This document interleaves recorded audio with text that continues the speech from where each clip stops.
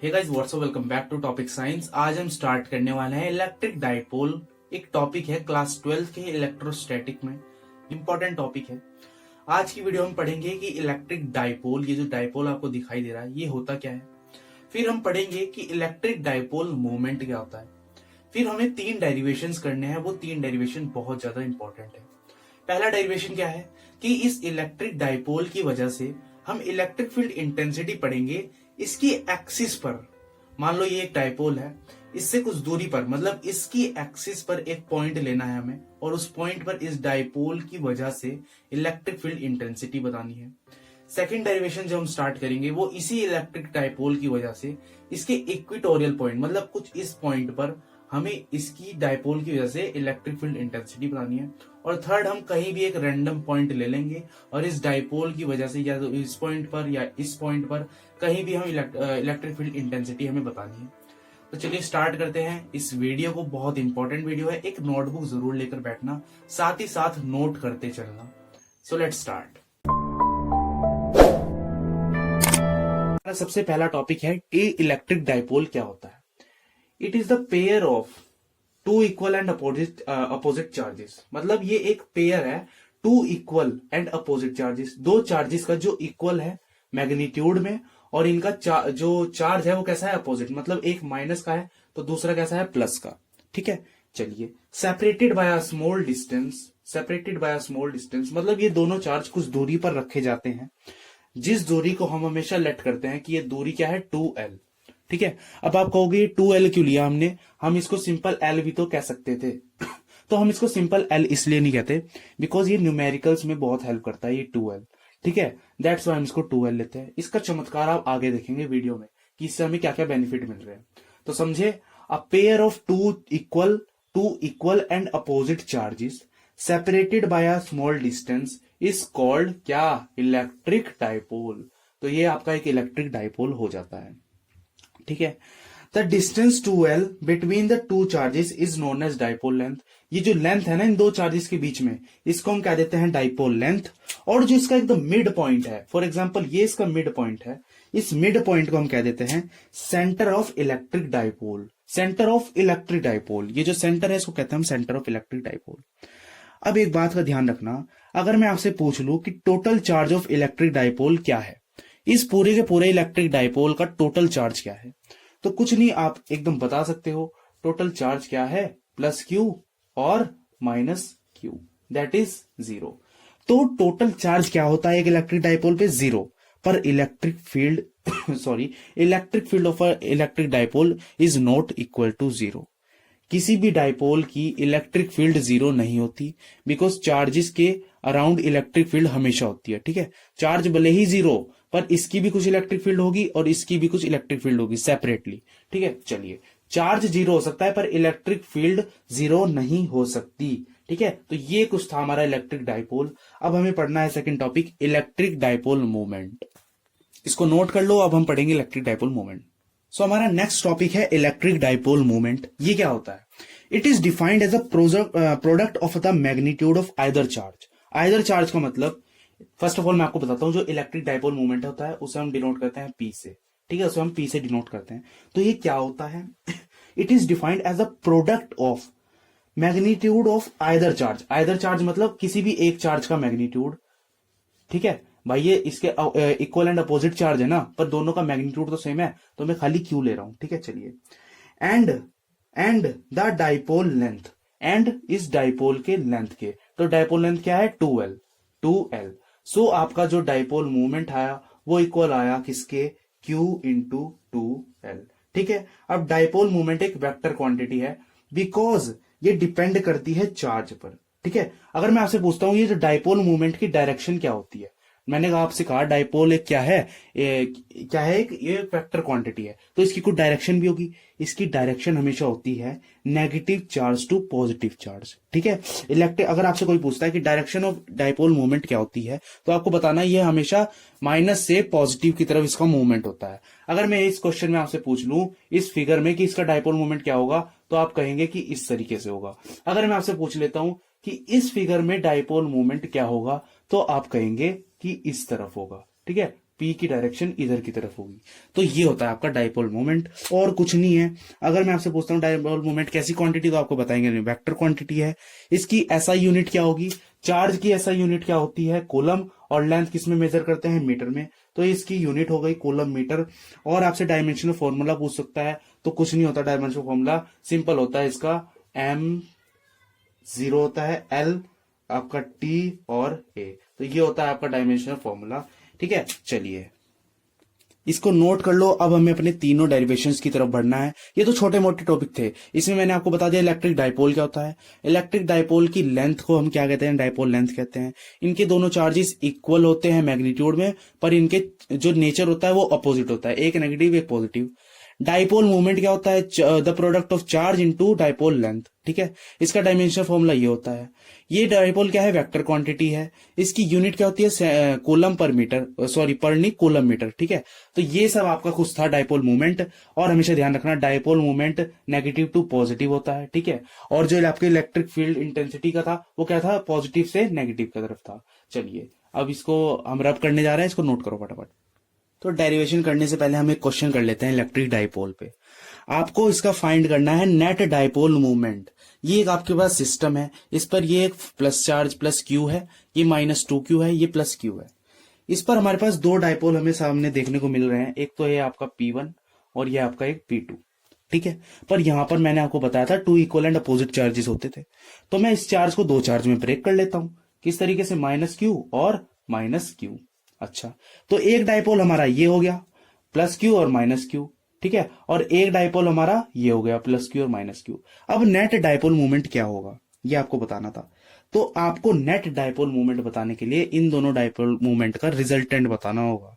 तो रिजल्टेंट कैसे निकालते थे, क्लास 11th का पैरेललोग्राम मेथड, उससे हम फाइंड करते थे। तो इसका फॉर्मूला होता था कुछ, क्या होता था, P1 का स्क्वायर प्लस P2 का square plus 2P1 P2 cos theta. Theta is the angle between the first dipole movement and the second dipole movement. तो कितना है, 90 डिग्री।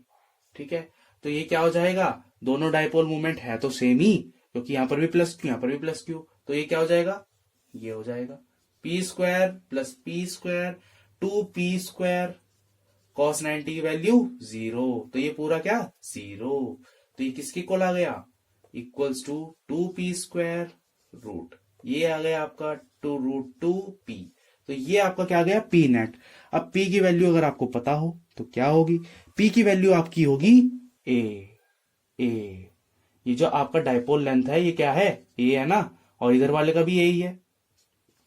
तो P की वैल्यू आती है √2, और डाइपोल मूवमेंट का फॉर्मूला क्या होता है, charge into dipole length. Dipole length क्या है, A। तो ये आपका फॉर्मूला हो गया, सॉरी P नेट हो गया। तो ये नेट डाइपोल मोमेंट आपका आ गया। पर इस तरीके के क्वेश्चन नहीं हमें करने होते, पर मैंने आपको एक क्वेश्चन करा दिया। अब नेक्स्ट हम करते हैं अपने डेरिवेशन की तरफ। सो फर्स्ट ऑफ ऑल हम फाइंड करने वाले हैं electric field intensity at the point on the axial line of the electric dipole. चलिए स्टार्ट करते हैं इसको फटाफट, टाइम नहीं वेस्ट करते ज्यादा। ये दिखाई दे रहा है ना, हाँ जी दिखाई दे रहा है। ये आपका एक इलेक्ट्रिक डाइपोल है, -q और आपका +q। ठीक है, ये इसकी डाइपोल लेंथ है। इस लेंथ को मैं लेट करता हूं, देखो इसके सेंटर से ये L है और ये L है। भाई पूरी लेंथ को मैं 2L कह रहा था तो मैंने ब्रेक कर दिया, ये L और ये L। अच्छा, हमें इस पॉइंट पर इलेक्ट्रिक फील्ड इंटेंसिटी बतानी है इस डाइपोल की वजह से। ठीक है, अच्छा कैसे बताएंगे, देखो ये पॉइंट इस पॉइंट से दूर है। अब हमेशा याद रखना इलेक्ट्रिक फील्ड इंटेंसिटी होती है, इलेक्ट्रिक फील्ड इंटेंसिटी नेगेटिव की तरफ होती है। मान लो ये इलेक्ट्रिक फील्ड लाइंस है, ठीक है, मैं इस पे कुछ क्या कहते हैं एक नेगेटिव चार्ज रख देता हूं, तो इसकी इलेक्ट्रिक फील्ड इंटेंसिटी किधर की तरफ होगी, इधर की तरफ। पर अगर मैं यहां पर पॉजिटिव चार्ज रख देता हूं तो इलेक्ट्रिक फील्ड इंटेंसिटी किधर होगी, इधर की तरफ। तो यहां पर नेगेटिव चार्ज है तो इलेक्ट्रिक फील्ड इंटेंसिटी इधर की तरफ होगी इस पॉइंट पर, तो इधर की तरफ इलेक्ट्रिक फील्ड इंटेंसिटी।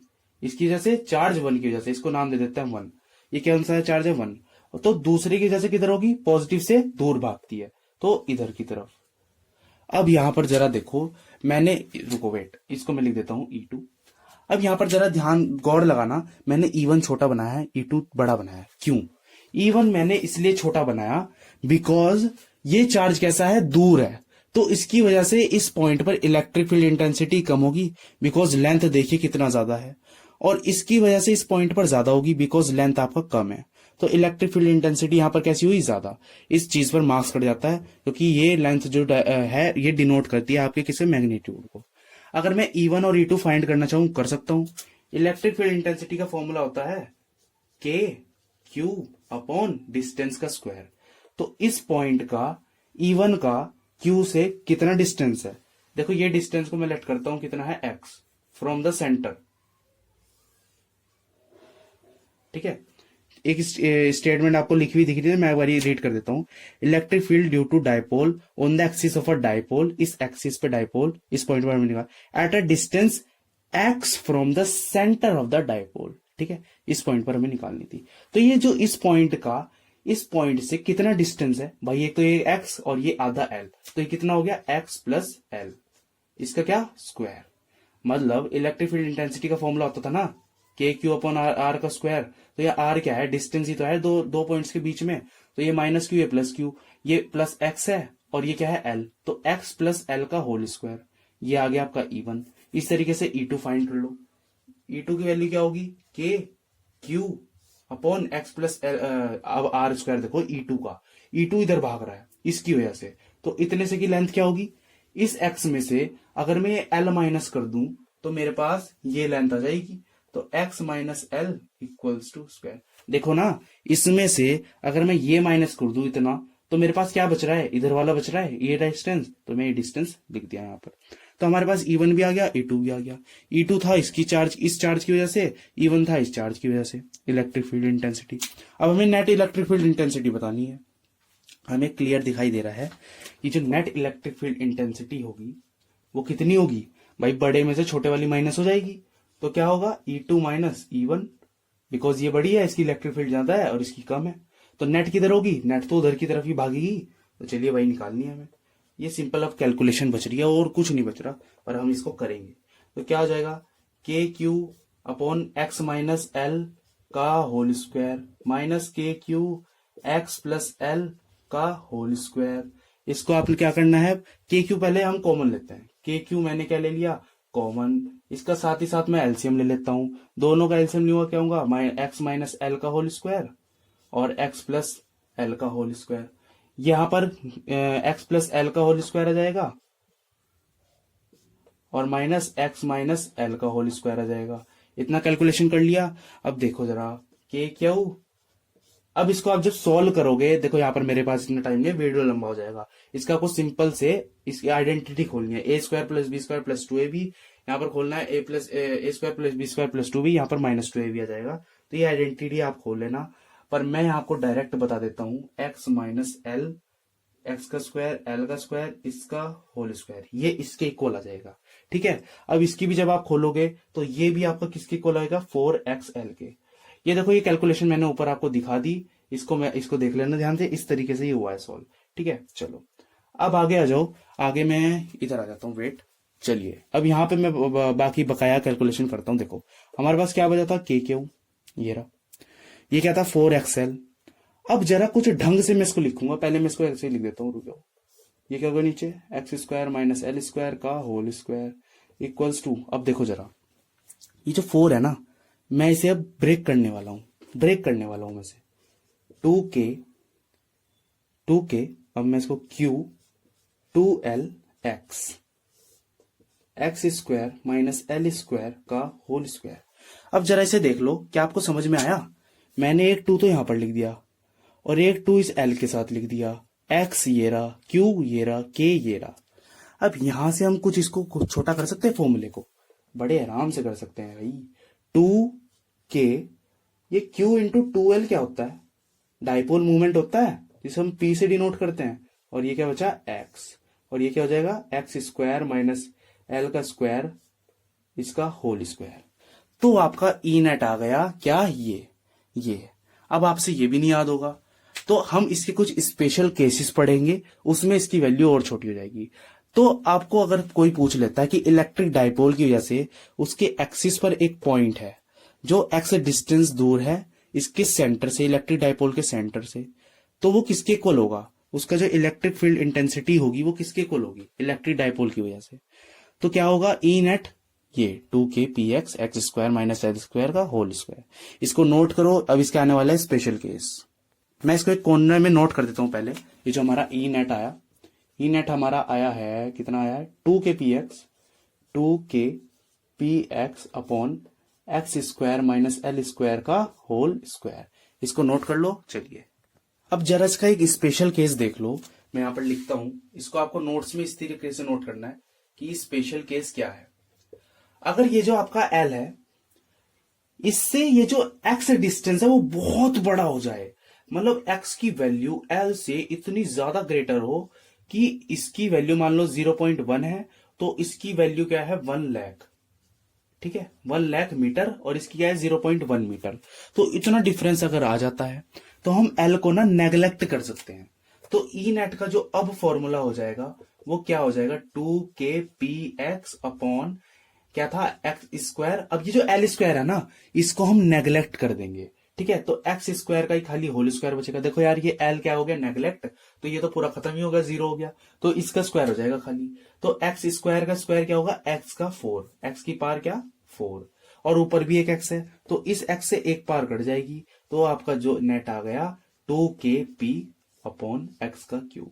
तो देखो फॉर्मूला आपका कितना छोटा हो गया। तो बड़ा आसान फॉर्मूला लग रहा है, इसको आपको याद करना ही पड़ेगा, ठीक है। चलिए अच्छा, अगर मैं आपसे पूछ लूं कि इस इलेक्ट्रिक फील्ड इंटेंसिटी की डायरेक्शन क्या होगी, आप कैसे बताओगे ये चीज। तो इलेक्ट्रिक ई जो हमारा ई नेट आया, ये अब मैं वेक्टर फॉर्म लिखना बता रहा हूं आपको, ठीक है। ई नेट हमारी कैसे होती है, इलेक्ट्रिक फील्ड इंटेंसिटी हमारी वेक्टर क्वांटिटी होती है, और आपका जो ये होता है आपका डायपोल मूवमेंट, ये भी एक वेक्टर क्वांटिटी है। तो यहां पर डायपोल मूवमेंट क्या होगा, डायपोल मूवमेंट माइनस क्यू से प्लस क्यू की तरफ होता है, मतलब जो डायपोल मूवमेंट है वो इधर की तरफ है, अलोंग द इलेक्ट्रिक फील्ड है, अलोंग द इलेक्ट्रिक फील्ड। तो आपकी जो बुक्स होती है ना, वहां पर इस पी को कुछ ऐसे भी लिख सकते हैं, पी आई। तो ये आई होता है कि एक्स एक्सिस की डायरेक्शन में ही है डायपोल मूवमेंट, ठीक है। तो आप इसको कैसे लिख देंगे, आप इसको ऐसे लिख देंगे, ई के ऊपर वेक्टर का साइन इक्वल्स टू 2kp, आप या तो इस पर साइन लगा देना वेक्टर का, या फिर आप इस पे आई भी लगा सकते हो, ठीक है। तो इस पे वेक्टर का साइन ही लगा दो।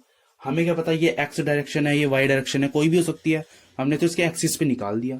चलिए तो अब हमारा सेकंड डेरिवेशन आता है, जो कि है इलेक्ट्रिक फील्ड इंटेंसिटी हमें अब फाइंड करनी है due to on perpendicular bisector of the dipole.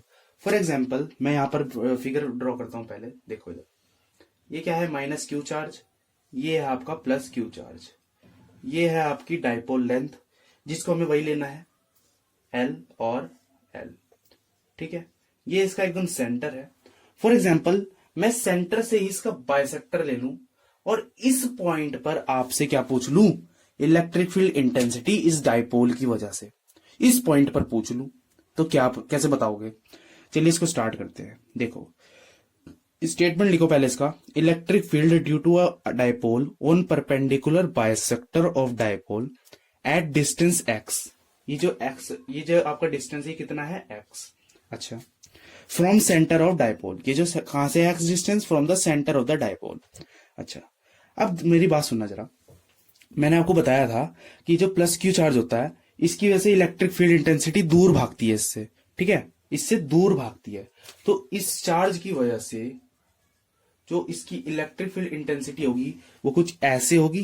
ये थोड़ा लाइन टेढ़ी बन गई, आप ध्यान से रखना, इसको स्ट्रेट लाइन बनानी है। चलो मैं ही बनाता हूं यार, कमेंट आने लग जाएंगे वरना, ठीक है। ये क्या हो गया E1, E1 मान लो, या पहले इससे बना दो, उससे कोई फर्क नहीं पड़ता। इसको मैं फिलहाल मैंने पहले ये बना दी, तो मैंने इसको E1 कह दिया। अगर मैं इसको बाद में बनाता E2 कह देता। इसकी वजह से क्या होगा, माइनस क्यू की वजह से ये इसकी इलेक्ट्रिक फील्ड इसकी तरफ होती है, माइनस क्यू की इलेक्ट्रिक फील्ड इंटेंसिटी इसकी तरफ होती है उस चार्ज से, तो ये क्या हो जाएगा E2। अरे यार इधर देखो, जिस तरीके से ये इलेक्ट्रिक फील्ड इंटेंसिटी, इसमें माइनस क्यू चार्ज रख दूं तो इसकी इलेक्ट्रिक फील्ड इंटेंसिटी इसकी तरफ हो जाएगी, ठीक है, इसकी तरफ हो जाएगी, इधर की तरफ। और अगर प्लस क्यू हो तो इलेक्ट्रिक फील्ड इंटेंसिटी इससे दूर भागती है, ठीक है। चलिए इससे अपोजिट डायरेक्शन में होती है। तो देखो E1 किधर है उधर, E1 किधर है उधर, और E2 किधर है इधर की तरफ। अब जरा मुझे इसका रिजल्टेंट इलेक्ट्रिक फील्ड इंटेंसिटी आप बताओगे, कैसे बताओगे। फर्स्ट ऑफ ऑल देखो, इसके ना दो तरीके होते हैं, या तो आप इसके कंपोनेंट तोड़ लो, ये जो E1 और E2 दिख रहे हैं ना, या तो इसके कंपोनेंट तोड़ लो। और अगर आपको कंपोनेंट नहीं तोड़ने आते तो आप इसको कर सकते हो 11th क्लास के मेथड से, जो कि है पैरेललोग्राम लो। कैसे? अगर हमें कभी भी दो चीजों का रिजल्टेंट निकालना होता तो हम वो मेथड लगाते थे। तो इसकी जो नेट इलेक्ट्रिक फील्ड इंटेंसिटी होगी वो कुछ इधर की डायरेक्शन में होगी। अगर मैं E1 के कंपोनेंट तोड़ दूं तो कैसे टूटेंगे? यार ये एंगल थीटा है तो ये एंगल भी थीटा होगा, वर्टिकली अपोजिट एंगल। ठीक है, ये एंगल थीटा तो ये एंगल थीटा। अब जिसके साथ थीटा बनता है उसे क्या कहते हैं हम? Cos theta. सो इसका कंपोनेंट तोड़ रहा हूं पहले मैं E1 का। ठीक है, जिसके साथ थीटा वो कौन सा? E cos theta. ठीक है, और जिसके साथ थीटा नहीं वो कौन सा? E sine theta. E sine theta. अब अगर मैं E2 के कंपोनेंट तोड़ दूं, E2 के इसके साथ एंगल, तो इसका E2 क्या? E2 कॉस थीटा, और नीचे की तरफ E साइन थीटा। देखो अगर आपको ये चीजें नहीं आ रही समझ में तो इसमें आपका फॉल्ट है, बिकॉज आपकी क्लास 9th क्लियर नहीं होगी। पर मैंने वेक्टर चैप्टर पूरा अपलोड किया है, बिकॉज मुझे पता है क्लास 12th में भी यूज होगा, 11th में भी यूज होगा, हर जगह यूज होता है वेक्टर। तो चलिए अब नेट इलेक्ट्रिक, अब इधर इधर देखना, ई साइन थीटा एक ऊपर है एक नीचे है, एक ऊपर है एक नीचे है, तो ये दोनों आपस में क्या हो जाएंगे? कैंसिल आउट हो जाएंगे, ये वाला और ये वाला कैंसिल। तो नेट इलेक्ट्रिक फील्ड इंटेंसिटी इधर की तरफ ही आ रही है। ठीक है, अब देखो मैंने कंपोनेंट तोड़ के कराया, पर अगर आपको पैरेललोग्राम लो आता है उससे भी यही चीज आएगी, उससे भी यही चीज आएगी। तो अब मैं देखो क्या लिखने वाला हूं, ई नेट क्या हो जाएगा आपका? भाई दो ई कॉस थीटा थे तो 2E1 plus 2E cos theta. ठीक है, अब जरा मेरी बात सुनना, अगर मैं E1 की वैल्यू निकालूं कैसे निकालूंगा? के क्यू अपॉन डिस्टेंस का स्क्वायर। यहां पर ये डिस्टेंस क्या है? ये जो डिस्टेंस है, ये डिस्टेंस इस पॉइंट का और इस चार्ज का, मतलब ये जो डिस्टेंस है इतने का, ये डिस्टेंस क्या है? देखो ये x डिस्टेंस है, ये L है। अगर मैं इस ट्रायंगल को बाहर बना दूं कुछ इस तरीके से है, यहां पर माइनस क्यू पड़ा हुआ, ये वो पॉइंट है और ये सेंटर है डाइपोल का। इस ट्रायंगल को मैंने यहां से लाया, ए इस ट्रायंगल से। अच्छा, तो मुझे ये डिस्टेंस फाइंड करना है, ये x है, ये आपका क्या है? L। तो ये क्या होगा? x प्लस एल का होल स्क्वायर होगा। चलिए पाइथागोरस थ्योरम से कराया मैंने वो, x प्लस एल का होल स्क्वायर। अगर मैं E2 फाइंड करूं, E2 इसकी वजह से ये डिस्टेंस, ये भी यही डिस्टेंस होगा, ये भी सेम होगा, x प्लस एल का होल स्क्वायर। हमने जो एक्सिस वाला केस करा था उसमें यहाँ पर माइनस आ रहा था, पर ये जो आपका इक्वेटोरियल पॉइंट वाला है उस पे हमेशा प्लस आ रहा है दोनों में। तो मैं दोनों सेम है, इसको मैं लेट कर लूं ई दोनों को, तो मैंने लेट कर लिया दोनों को ई। तो मैंने इसलिए यहां पर क्या करा? 2E कॉस थीटा, मतलब ये जो दोनों E2 E1 थे इसको मैंने E लिख दिया, और ये क्या? Cos theta. ठीक है, इस डायरेक्शन में 2E कॉस थीटा थे तो मैंने ऐसे कर दिया। तो ई नेट क्या हो गया आपका? 2E cos theta. अब कुछ नहीं करना आपको, अब बहुत ज्यादा ये चीज सिंपल हो चुकी है। अब आपको खाली ई की वहां पर वैल्यू रखनी है, दैट्स ऑल। ठीक है, चलिए देखकर 2E की वैल्यू क्या है? ये रही, के क्यू अपॉन डिस्टेंस का स्क्वायर एक्स प्लस एल का होल स्क्वायर। कॉस थीटा क्या है? एंगल ये रहा, एंगल ये रहा, देख ऐसे है वो ट्रायंगल, ये रहा थीटा। कॉस थीटा अगर आपसे पूछ लूं मैं क्या होगा? पंडित बद्री, बद्री का मतलब बेस, ये वाला, ये क्या था? एल। हर मतलब हर हाइपोटेनस आएगा, तो ये हाइपोटेनस क्या है? एक्स प्लस एल का होल स्क्वायर। अरे यार एक्स प्लस एल का, हाँ एक्स प्लस एल का होल स्क्वायर। ये पता है ना कैसे आया? ये डिस्टेंस जो कि आया आपका पाइथागोरस थ्योरम से। चलिए अब आपको इसको करना है। अरे मुन्ना जी ये तो गलती कर दी रे। देखो इसलिए कहते हैं हमेशा जल्दीबाजी नहीं करनी चाहिए, ठीक है, जल्दबाजी नहीं करनी चाहिए। ये नहीं आएगा डिस्टेंस। पाइथागोरस थ्योरम क्या है?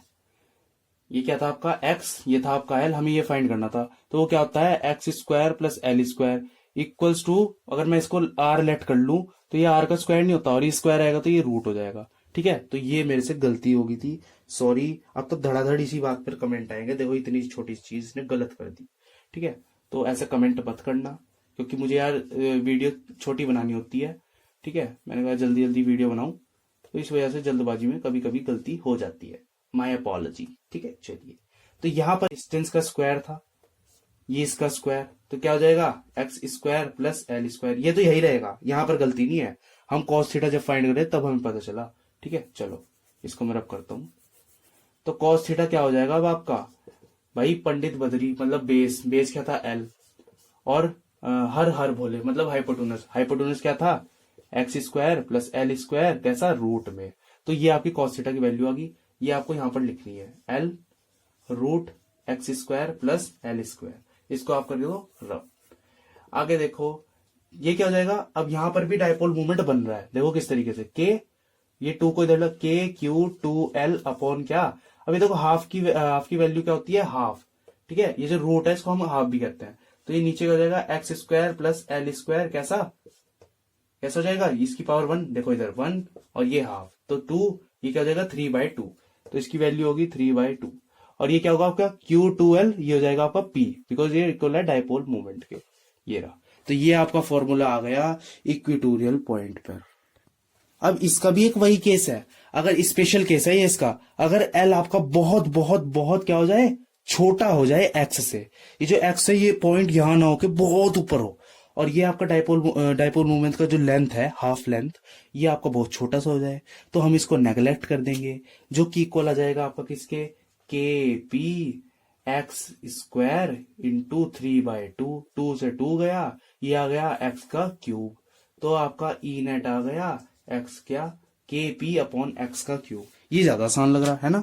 अगर आपको इसको वेक्टर फॉर्म में लिखना हो तो कैसे लिखोगे, देखो डायपोल मूवमेंट है किधर, इधर, डायपोल मूवमेंट होता है -q से +q, तो किधर की तरफ होगा, इधर, ठीक है, इधर, पर इलेक्ट्रिक फील्ड आई आपकी अपोजिट डायरेक्शन में। देखो ये है डायपोल मूवमेंट की डायरेक्शन और ये है आपकी इलेक्ट्रिक फील्ड की डायरेक्शन, अरे ये है ना, ये तो इधर जा रहा और ये डायपोल मूवमेंट इधर जा रहा, मतलब कुछ ऐसा हो रहा है, डायपोल मूवमेंट उधर, इलेक्ट्रिक फील्ड इंटेंसिटी इधर, तो ये आपका अपोजिट डायरेक्शन में है। इसको आप कैसे लिखोगे, इसको हम लिखते हैं कुछ नहीं यार, यहां पर खाली माइनस लगा दो और ये वेक्टर्स के साइन लगा दो, ठीक है। यहां पर माइनस क्यों लगाया, बिकॉज ये अपोजिट डायरेक्शन में डायपोल मूवमेंट, ठीक है, डायपोल मूवमेंट इधर वो इधर, इसीलिए हमने ये लगा दिया। इस बात का ध्यान रखना है, ये जो मैंने डायरेक्शन बताई है, बिकॉज नेक्स्ट डेरिवेशन में इसका यूज होगा। तो आज की वीडियो हम इतना ही करेंगे क्योंकि वीडियो हो गया लेंथी, ठीक है, कोई देख नहीं पाएगा, आप भी थोड़ा बोर हो चुके होंगे। तो मैं आपको एक चीज बताना चाहता हूँ, हमारे चैनल पर हर एक टॉपिक के लिए क्वेश्चंस भी अपलोड रहते हैं, उसकी एक सेपरेट प्लेलिस्ट रहती है इस तरीके से, तो आप एक पूरी की पूरी प्लेलिस्ट देख सकते हो। इलेक्ट्रोस्टैटिक की अपलोड है, बाकी सब चैप्टर्स की अपलोड होती रहेंगी जैसे जैसे टाइम मिलेगा, तो आप वहां से क्वेश्चंस की भी प्रैक्टिस कर सकते हो। देखो फिजिक्स में सबसे ज्यादा क्वेश्चंस की प्रैक्टिस करनी चाहिए, बिकॉज क्वेश्चंस कर ही आपके कॉन्सेप्ट बिल्ड होते हैं, तो उसके लिए आपको क्वेश्चंस तो करने पड़ेंगे, क्वेश्चंस इन द सेंस कि न्यूमेरिकल आपको सॉल्व करने पड़ेंगे। हमारे चैनल में बहुत सारे न्यूमेरिकल मैं अपलोड करता रहता हूँ, बिकॉज फिजिक्स में यार न्यूमेरिकल ही ज्यादा जरूरी होता है, मैं ऐसा मानता हूँ। थियोरेटिकल पार्ट भी होता है, पर कॉन्सेप्ट जो ज्यादा स्ट्रॉन्ग होते हैं वो होते हैं न्यूमेरिकल्स को सोल्व करके, तो आप न्यूमेरिकल्स पे ज्यादा ध्यान देना अपना। तो इसी के साथ करते हैं वीडियो को एंड। कोई भी प्रॉब्लम आई हो आप मुझे कमेंट कर सकते हो, कमेंट का सेक्शन इसलिए दिया हुआ है यूट्यूब वालों ने, या फिर आप इंस्टाग्राम पर भी मुझे मैसेज कर सकते हो, आपको मैं इंडिविजुअल अटेंशन दूंगा। Thank you so much for seeing this video. आप इसको शेयर जरूर करना अपने दोस्तों के साथ। Thank you so much.